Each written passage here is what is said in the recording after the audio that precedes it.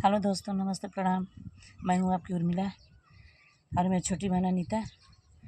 जिउतिया व्रत आ रहा है।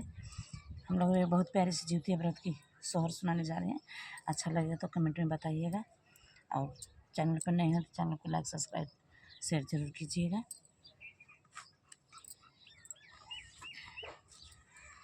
मचिया पे बैठी है सासु हो बहू, वरिया राजा कर बहू, वरिया राजा कर।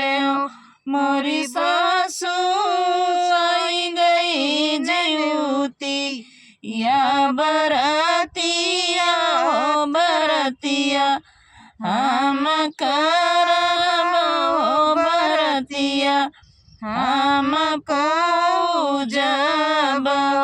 मोरी सासु आई गई जिउती या बरतिया हो बरतिया, हम करब हो बरतिया, हम को जेब हो। बोलिया तो बोले लोग बोलिया बोलाई, नहीं जाने हो बोलाई, नहीं जाने लो। मोरी बउआ नहीं जवर गोदी में बलकवा हो नैयर में बिराना भैया, नैयर में बिराना भैया। मोरी बहुआ रिना तुअरे लाऊ देवारा हो के करे, खातिर भूख बहो के करे, खातिर भूख बूना हो। मोरी बहुआ नहीं तुअरे लाऊ देवारा हो के करे, खातिर भूख बहो के करे, खातिर भूख बूना हो। इतनी बचाना बहुअर सुनानी हो सुनाई, नहीं पावे हो सुनाई, नहीं पावे लियो। मोरी बहिनी दैलियनी पोख रागे राइया हो जिउतिया, माई के जो है हो जिउतिया, माई के जो है लियो। मोरी बहिनी दैलियनी पोखा रागे राइया हो जिउतिया, माई के जो है हो जिउतिया, माई के सोमी रे लियो। ना कबो करी ली झगड़ावा हो न केहू से रगड़ावा हो न केहू से रगड़ावा ना हो। मोरी मैया कबो बोली बोले नहीं बोलिया हो तकाए, गुने बाजी हो तकाए, गुने बाजी लियो।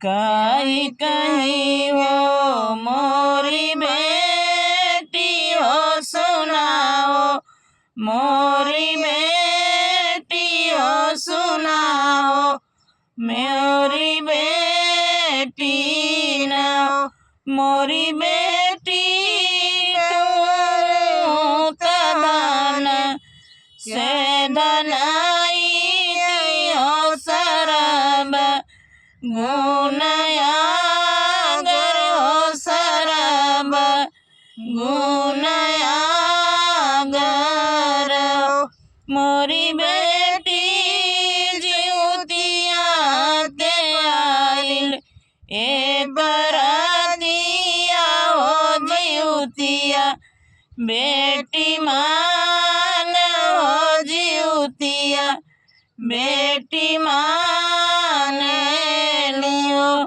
दुआर पे पोखरा कनाई बहुत गोठ बनवाई बहुत गोठ बनवाई बनाओ मोरी बहिनी हमारी समान वाजुआई हो समान वाजुआई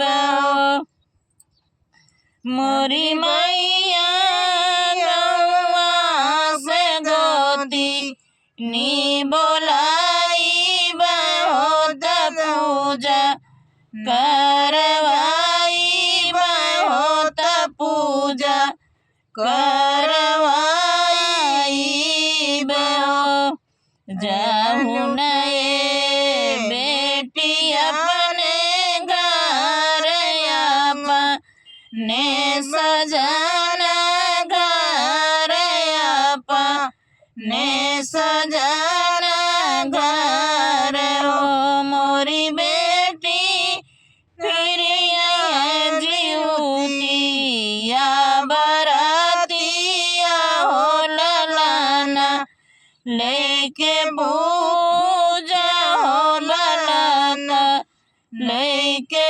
पूजा मोरी बेटी फिर जिउती या बरातिया हो ललाना लेके पूजा हो ललाना लेके पूजा मचिया ही बैठली सासु बहू वरिया राजा कर बहू वरिया राजा कर मोरी सासु आई गल जिउती या बरातिया हो जिउतिया हम करम बहो जिउतिया हम पूजा बहो बोलो जिदवाहन माई की जय। फ्रेंड सोहर गीत कैसा लगा कमेंट में ज़रूर बताइएगा। अगर मेरे चैनल पर नए हैं तो मेरे चैनल को सब्सक्राइब कीजिए। कोई भी गाना अपलोड हो तो सबसे पहले आपको मिले। धन्यवाद।